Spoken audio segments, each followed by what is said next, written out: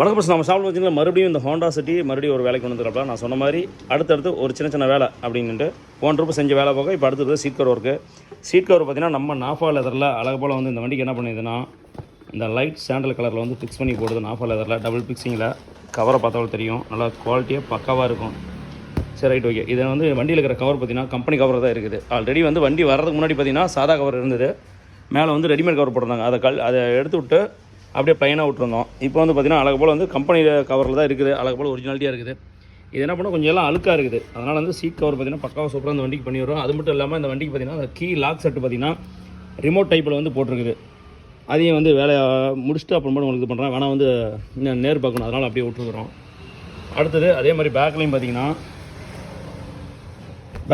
அதே மாதிரி தான் இருக்குது, ஒரிஜினாலிட்டியாக இருக்குது. மெயினாக வந்து கம்பெனி கவரில் பார்த்திங்கன்னா லெதர் வராது, வெறும் வந்து இது வந்து ஃபைபர் கவர்னிப்பாங்க.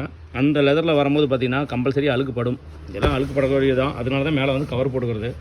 சரி ரைட் ஓகே. இந்த வண்டியோட வேலையை முடிச்சு சொல்கிறேன். அந்த வண்டி கஸ்டமர் என்ன பண்ணால் ஒரு நிறைய வேலை சொல்லியிருக்கிறாப்பா.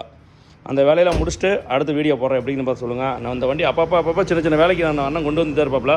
இன்றைக்கி வந்து சீட் கவர் ஒர்க்கு சரி முடிச்சுட்டு அடுத்து சொல்கிறேன் எப்படின்னு பார்த்து சொல்லுங்கள்.